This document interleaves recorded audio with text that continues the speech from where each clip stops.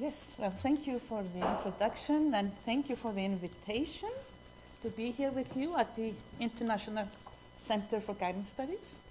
And it's both an honor, great honor, and a pleasure. Always a pleasure to be in England. So thank you very much for Shaban and Tristram and Ghazal and others that had the idea of inviting me. So, oops, what's that? So I would first like to say that I'm just tell you something about myself, just 2 or 3 things. First of all, I did my training in the 80s, my counselor training in France. So that's why I use French methods, French theories in my work. And then when I went back to Iceland, I realized when I started training students that none of them spoke any French. So I thought about about further studies in my PhD studies. I thought about England. And through friends like Ram Sultana, and then he pointed me to Tony Watts, and then finally I was enregistered as a PhD student in the University of Hertfordshire under the supervision of John Killeen. And so I have that as a sort of a contact here to England is through my studies here. I've never lived here. But I went something like 20 trips to London during that period.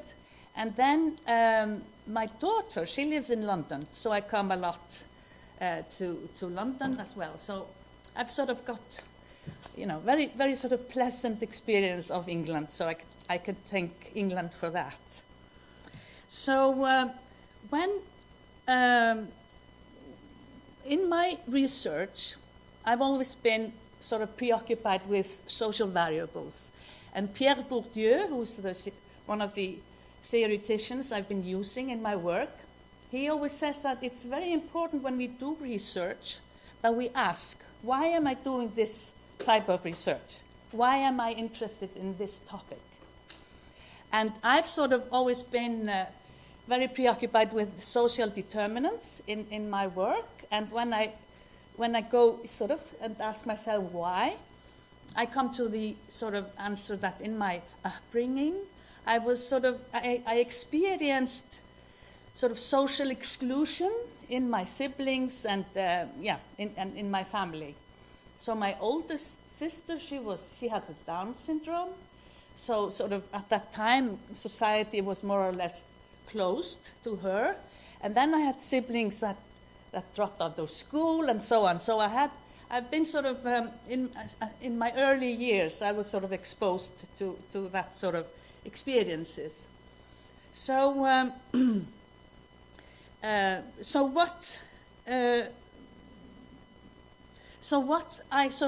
want to do here today is to focus on my research projects that have to do with social determinants, social variables, and see if and how, sort of looking more closely at these variables, we can perhaps speed up the process of counseling, or even sort of listen better to our clients. But as you know, in our training, we're mostly exposed to psychological methods, aren't we? So it's sort of the sociological aspect of our experiencing that I will be focusing on here. And, okay.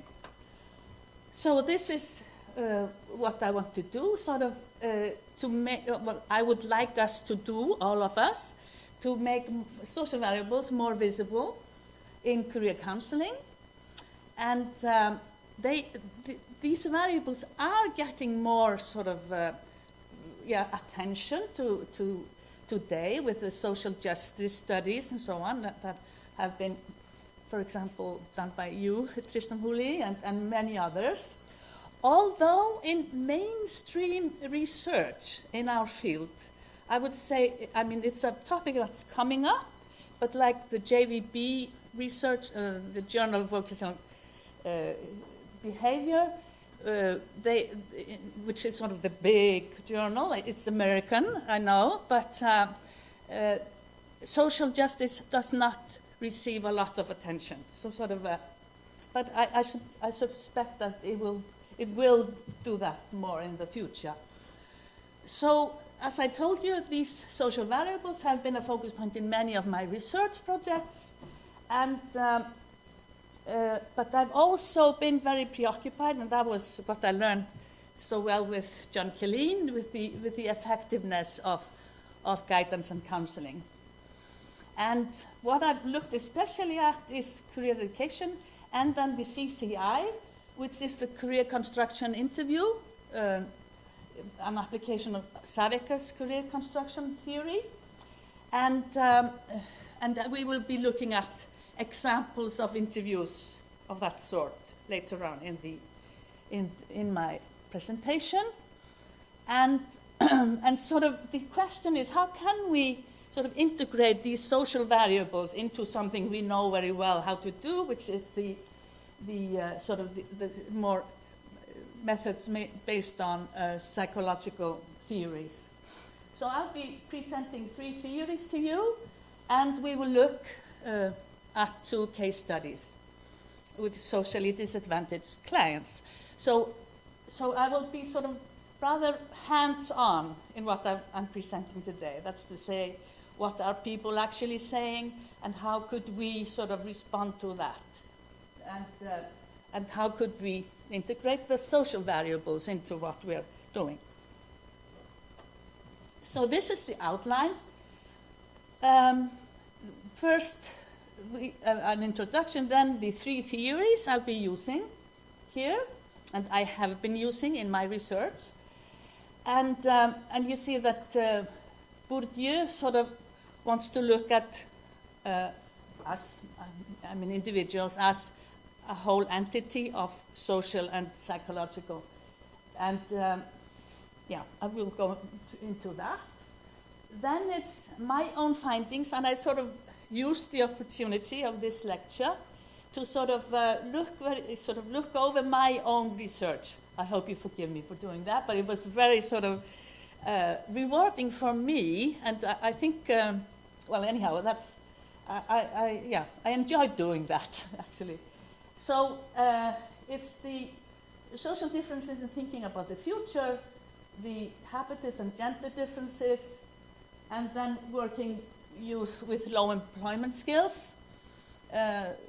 Those are studies that I've been doing and I will present to you. And then the 2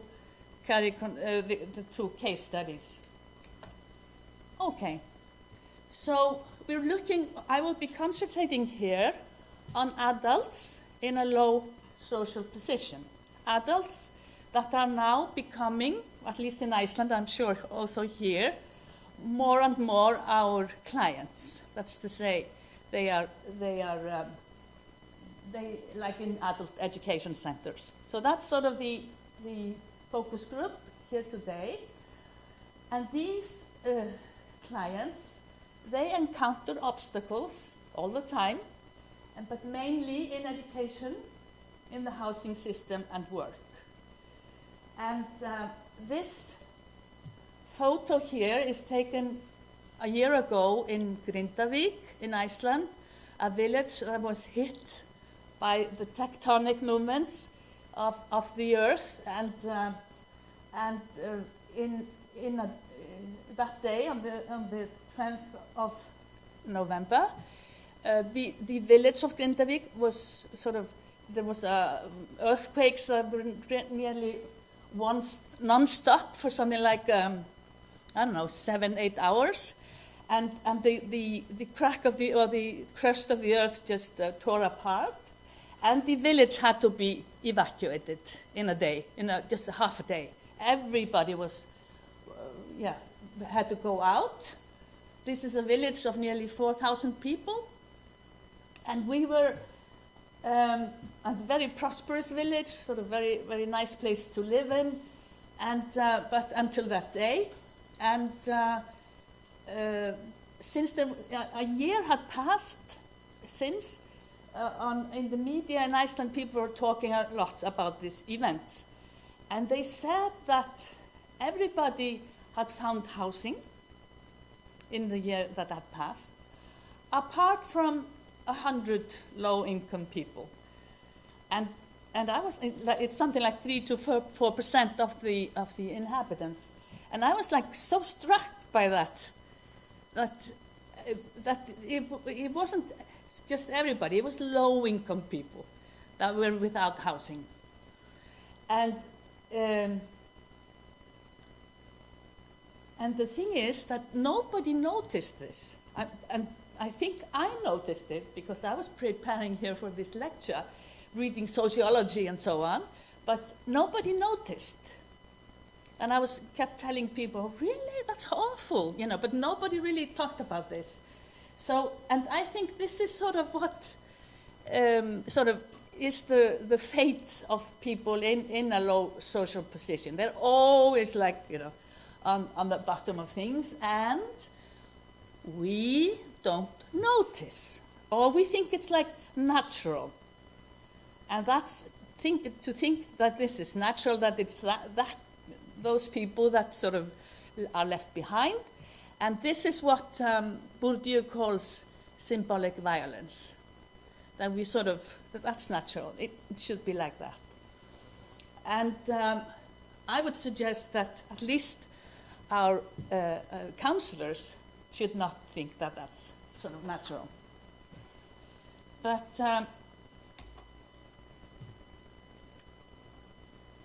okay, I'm going to pass this one. So how can we combine the psychological and sociological theories?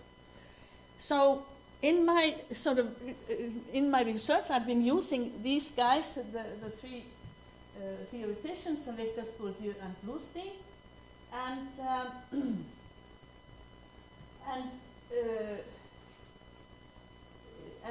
what you need when you are sort of,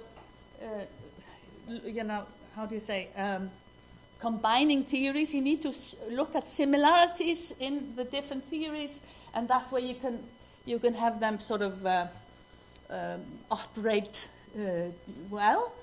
And and here is just a list of similarities like self-understanding through narratives, sensitivity to social suffering, and so on. So so this was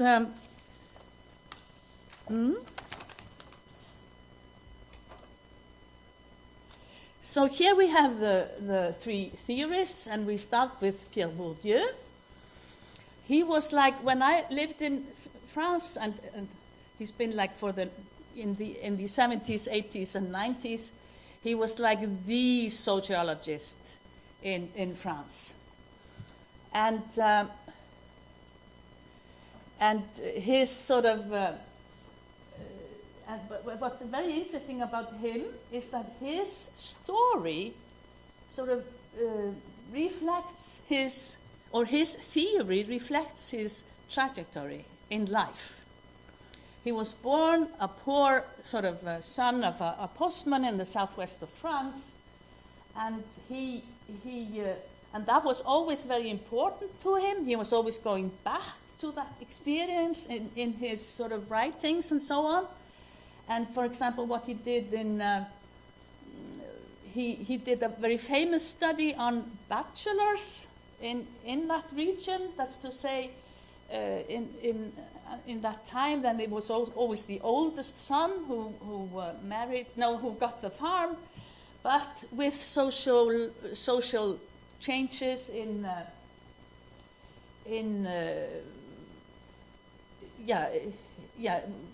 sort of in society, they had problems finding wives, because the women wanted to go away, wanted to go into the city, and so on. And he studied this, for example. Then he went to Algiers and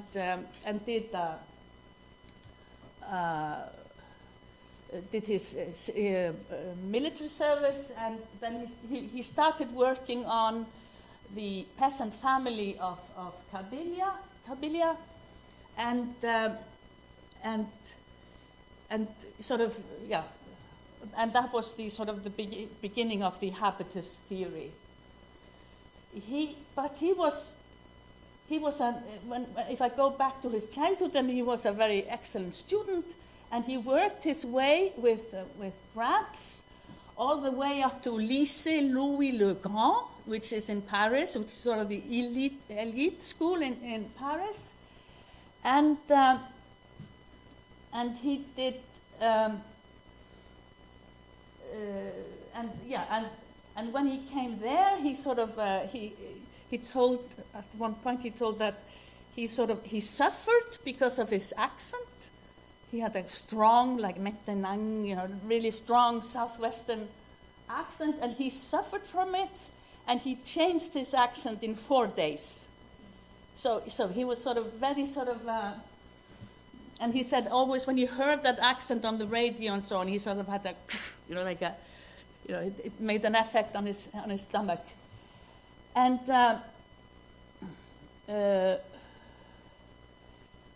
but then he went on to the École Normale Supérieure, and so became a philosopher. But with his experience in Algiers, that horrible war there, in sort of with the colonial war, he sort of turned into sociology because he loved he liked very much the methodology, the statistics of sociology, of the methodology of sociology, and sort of the activist element in sociological practice. So that's sort of his trajectory in very few words, and he was always therefore an outsider in the dominant culture, but he was a winner. He went really on top of the system, but you always saw both systems. He was in the sort of high elite system of Paris, but you always saw the other France, sort of. So that's what he called divided habitus.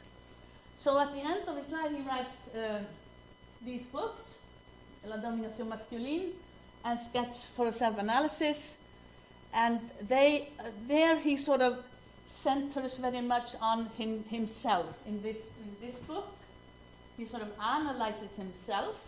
That's the socioanalysis, and in that book, he sort of takes up again the farm in Algiers and in Algeria.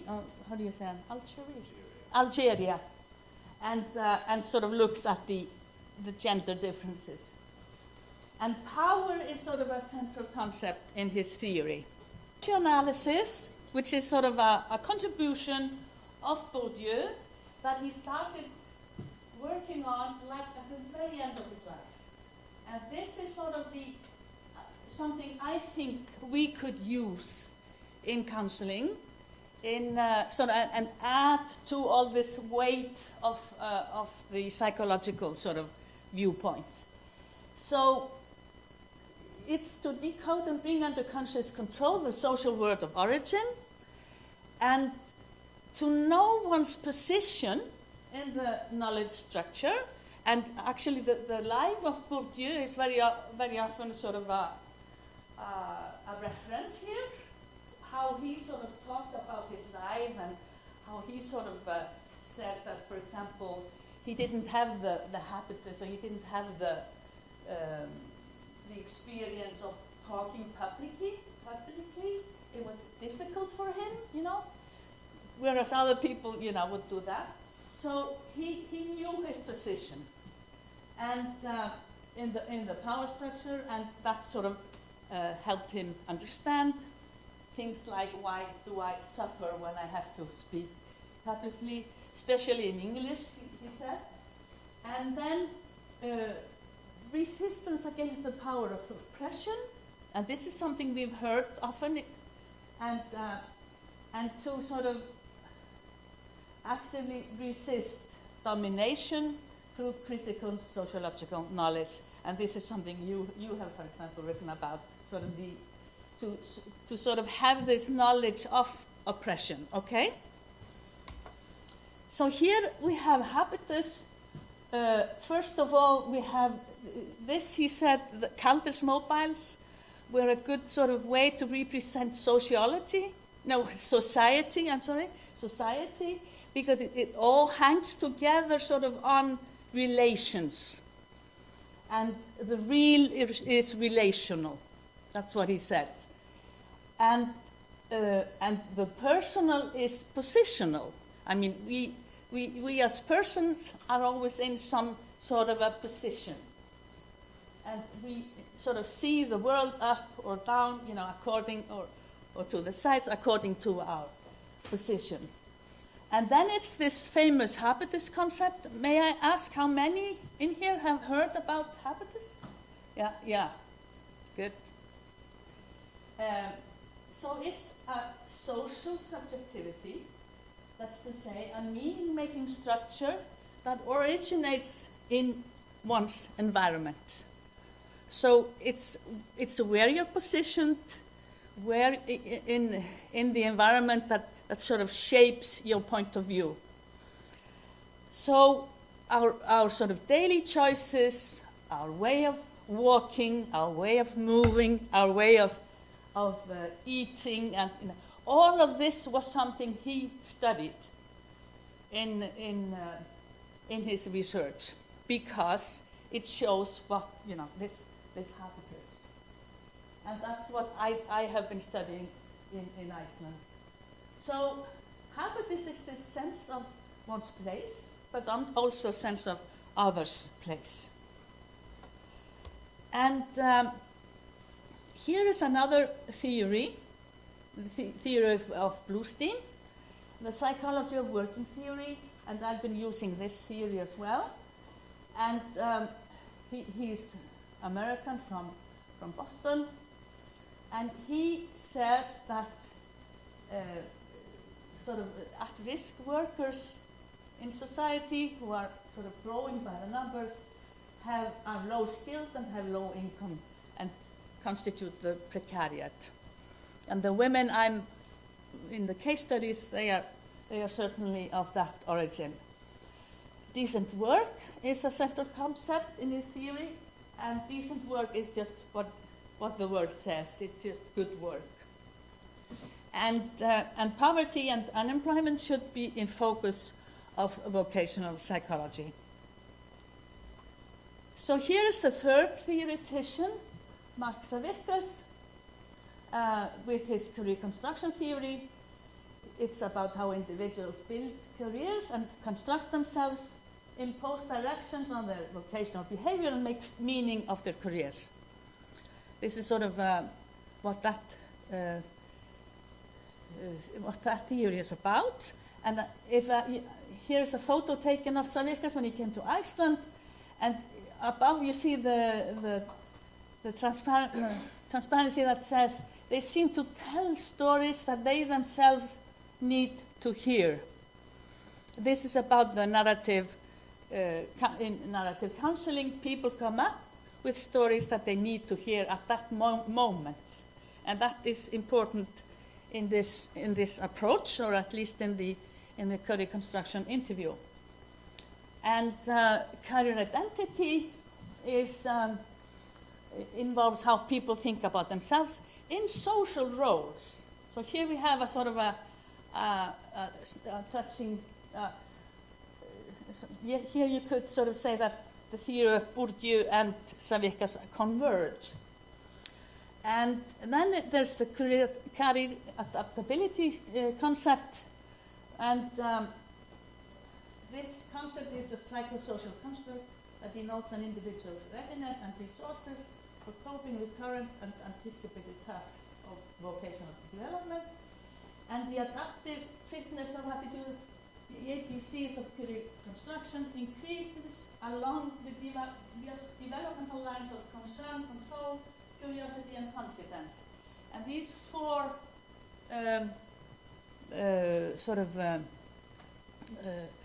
functions or dimensions are used in the instrument. Have you heard about his instrument, the career adaptability scale?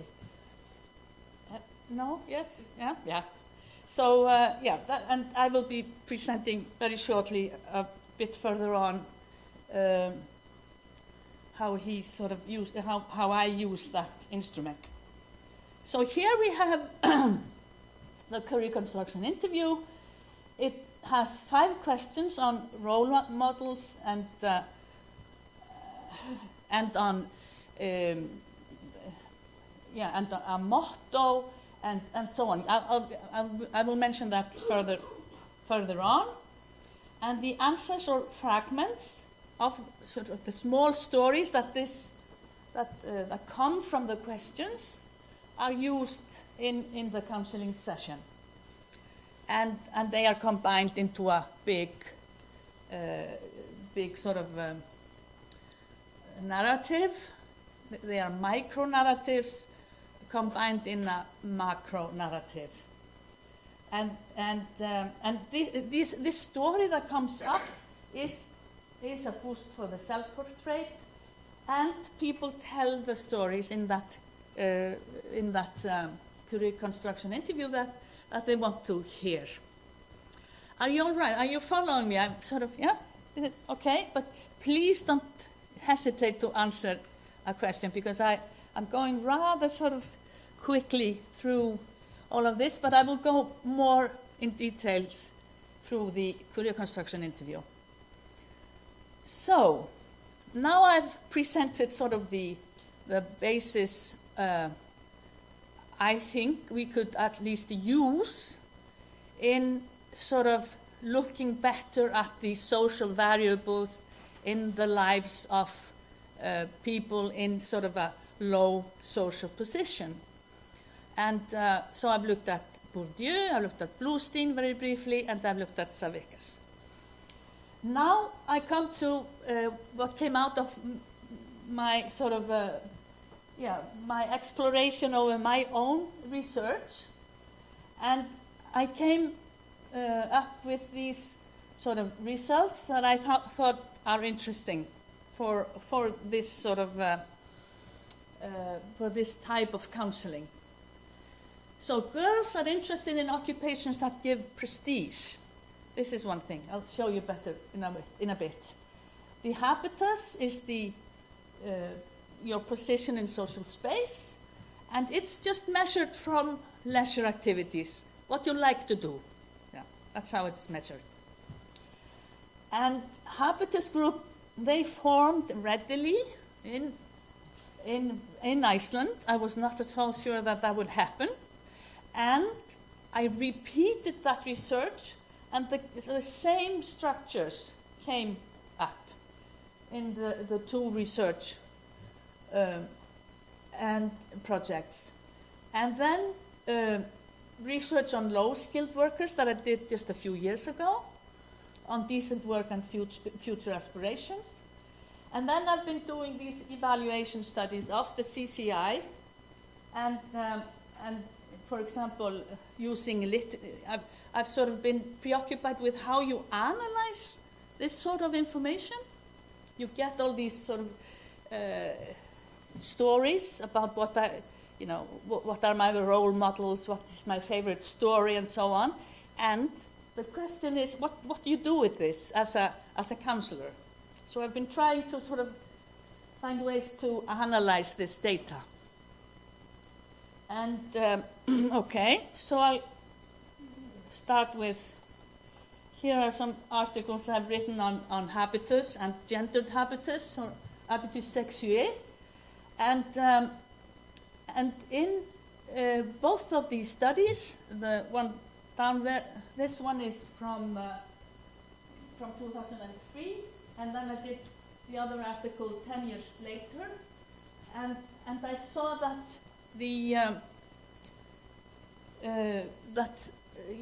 habitus groups are formed, and they are linked to career phenomena, to your occupational choice, to how you look at occupations, and so on. And then this gender difference that I wrote about here in French, and it's this difference between the genders that I'll show you now.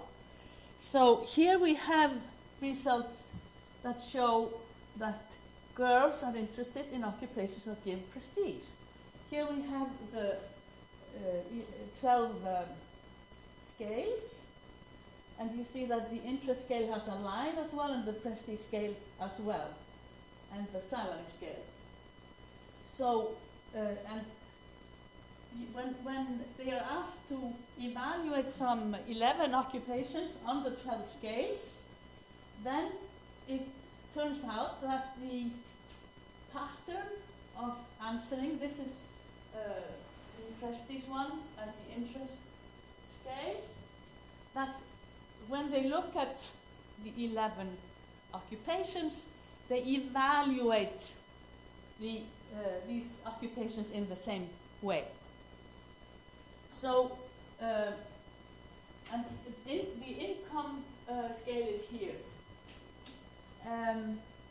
This is how, this is the method that Bourdieu uses, the correspondence factor analysis, and he loves to use this method because it shows the relations between sort of the phenomena he's looking at. And so girls look for occupations that give them prestige, and boys, they are interested in occupations that give high income. And I found that sort of rather interesting. So attending to prestige with women would be something to do. So here are the four habitus groups that came out in the study that I did in 2012 or something. And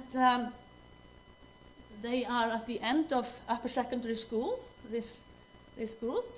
And 4 groups of habitus are formed, and very similar groups were formed 10 years earlier with 16-year-olds. So this is sort of some sort of structure that is out there, and what sort of distinguishes very much between the groups is music. So therefore, I would suggest that we use music more in what we're doing with, especially perhaps the younger generations. But so it's 140 questions on what you like to do in your leisure time and what sort of culture activities you're interested in. So we have the 4 groups. So it's sort of, if you could imagine like in the that we have like 4 different hills, and you have and they are those clusters that we're talking about here. And so it's sports, listen to heavy rock, watch sports programs on TV, football and basketball, avoid feminine activities. So I don't want to do feminine activities. Music, all kinds of music, like pop and fashion, that sort of girly interests. Robbie Williams, Britney Spears, and Pink. And at that time, like listening to Britney Spears was just very important to some people, and they just had horror of people that did, and I'm sorry. Then there's another group that has, dislikes very much people that listen to Britney Spears. So here we have sort of an activity that really divides between people. 10 years earlier, the role of Britney Spears was, in my research, was taken by Michael Bolton. Do you remember him? Yeah. But so really, people dislike or like these, and it's very sort of strong in everything that has to do with music. So, and then this is sort of reading books and mainly sort of Icelandic traditional sagas and so on. And so, okay, so we have here 140 items, and they are just on sort of leisure activities. But then when you sort of link it to gender and rural, urban, and so on, and class, then you have sort of, they form a cluster around each habitus group. So you have, for example, the gender of men is most, in the habitus group of sports, you have men mainly. And here is another way you put in sort of occupational interests, and the men in the sports group are but there are women in there. Let's not forget that. And they are interested in computer science and engineering. And this is again sort of these relations that that Bourdieu talked about. You sort of you want to be alike something, and you dislike something else very much. So then it's 2 studies on young low-skilled workers, and they are at work.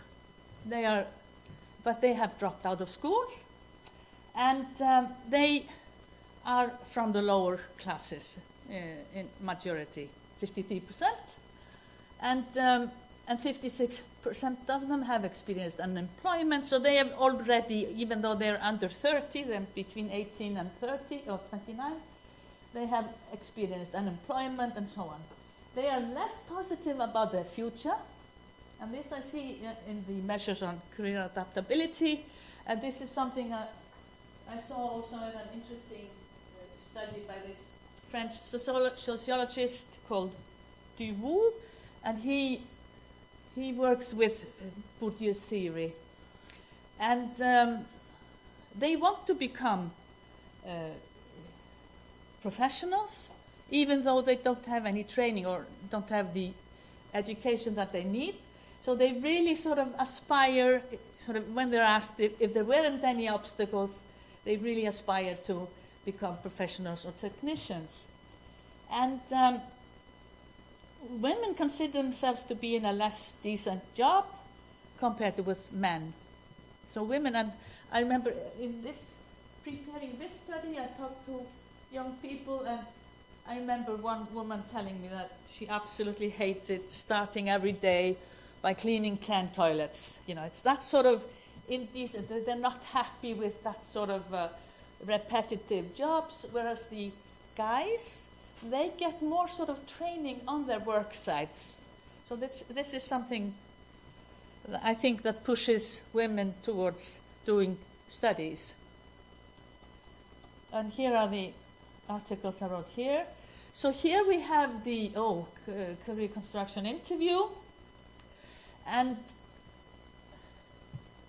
here we have an opening question that sort of sets the scene. What will this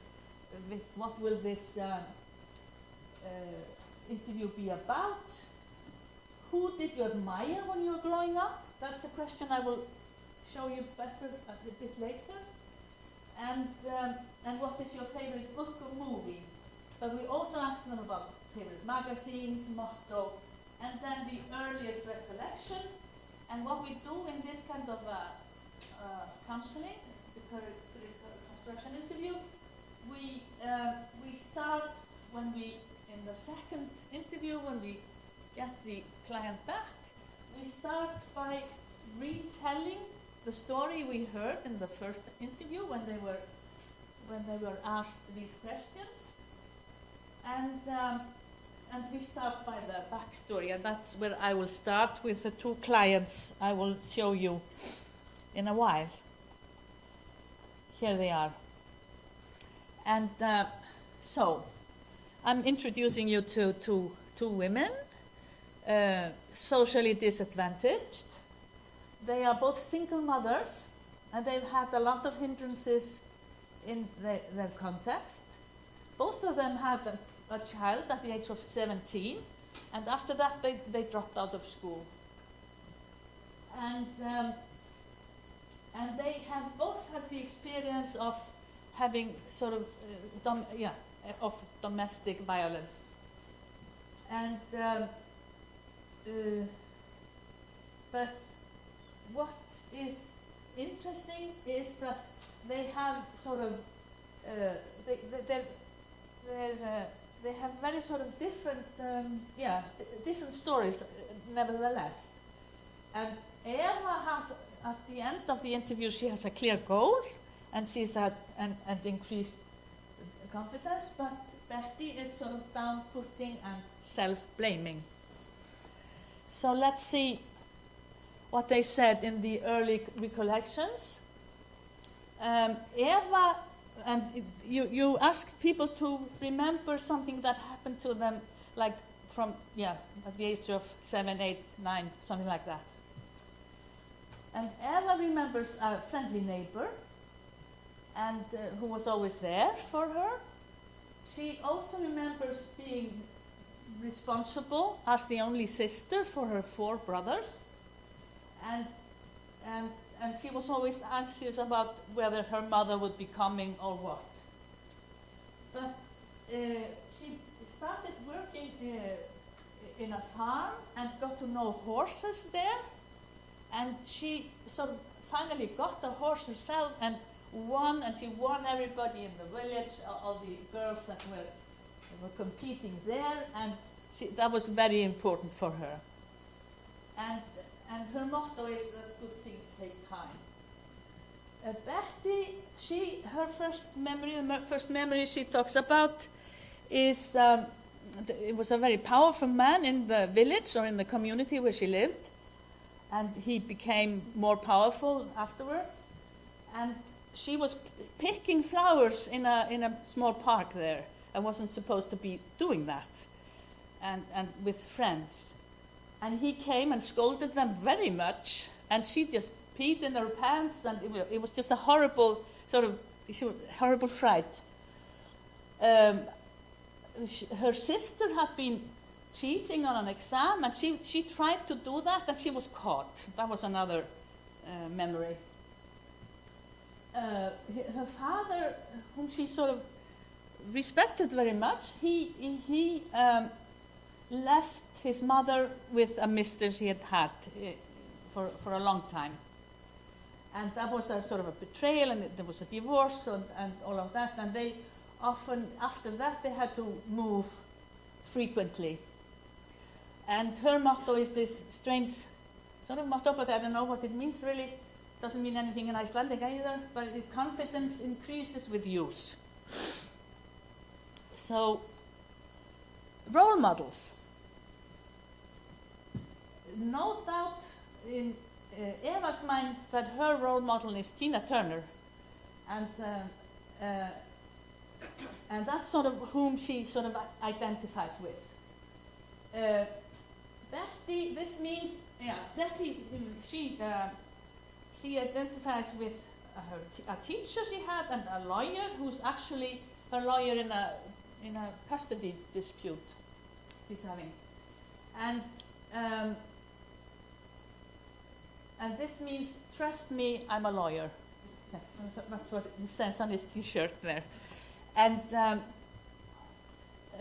so these are the 2 role models, and what Betty likes in these men is their confidence, their ability to persuade others, and stuff like that. She adores the lawyer, and wants to study law, but she doesn't have any upper secondary education. She could, with studying for 3 years or something, she could enter the law department, and she's actually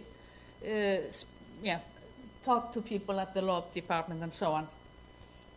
And then the all-time favorite story, again we have Tina Turner in Eva's case, and the film What's Love Got to Do with It, and she had, she really adored Tina Turner. She was a survivor of domestic violence. She cared for Ike's children, for example, and she was religious, and she really and sort of a lot of energy, as we know. Betty, on the other hand, her favorite story is the story of Korka, who is a slave in the 10th century in Iceland, And she couldn't even though the story ends with Korka getting free, she couldn't remember if she got free or, from her serfdom or what. But so this is sort of those are the two sort of stories that they live in. That's sort of that's the idea behind the all-time favorite story. It's the script that you sort of live in. And here I'm analyzing the stories with a method by Kreimas, which is the semiotic square, and it means that we have S1 and S2 is like white and black, and then we have non-white and non-black. But anyhow, this is how you sort of analyze this. I don't have the time to go through that, but this is a story sort of empowerment here, the story of Eva. And then you have the story of Betty. She is like trapped. She sort of she's in bondage, but the opposite would be a positive future. But she again is always reliving. Everybody's cheating. She's betrayed and so on. So she's always like caught blamed. And she sort of doesn't get out of this sort of trap of blame and fear. Here I'm gonna go rather quickly. This is the career adaptability scale, and the story here really is that Eva is sort of high and Betty is low. So everything sort of in the analysis shows that that she is that Eva is in a much better place after the counselling and sort of with her confidence and so on. And Betty is lower than Eva on all scales. And so that's sort of the story here with using this career adaptability scale in evaluating what's going on. So I come to the two sort of conclusion slides. First on the cases, I think this is an effective method. I don't know if you've tried. Has anybody here tried to use this? And I think it's also sort of it isn't scary to like people in sort of low social positions, and because often with sort of I think that often people that the counselor's attitude is often that they should be doing something, with their lives and so on. Sort of, well, that they should be able to set goals. I mean, what's a goal, And if I don't have sort of a very high sort of future aspiration, why should I be doing that? And stuff like that we could sort of think about. But anyhow, this is not a scary method. And the story of Tina Turner, ever since I just love that singer, Tina Turner. She gives Eva strength. But Betty's story is that of Sötum. She has sort of given her power away. She just holds on to this lawyer. She just she just sort of looks at herself as somebody who loses all the time. And there is symbolic violence in Betty's story, that man's word or man's word is more important than women's. And so there will be there would be perhaps, it would be an idea to do a social analysis here of the androcentric sort of discourse and unconscious, and then this empowerment and empowerment. Betty absolutely dreams about going to university. She really thinks it's something that, you know, it's very, very important to her. And I think that often with women, then this is a way to higher prestige. And but she doesn't see any way between where she's at and then the university. And this is the case in the study I showed you before on the working youths. They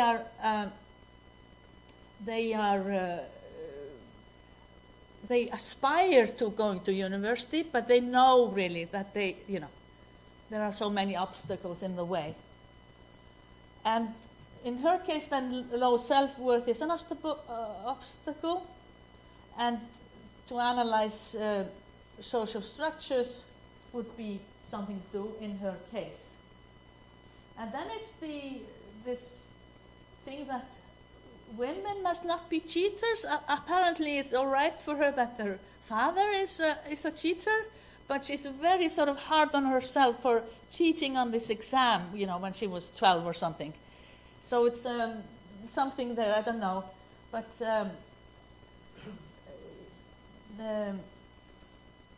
something to do with docility of women. I don't know. Is that a word?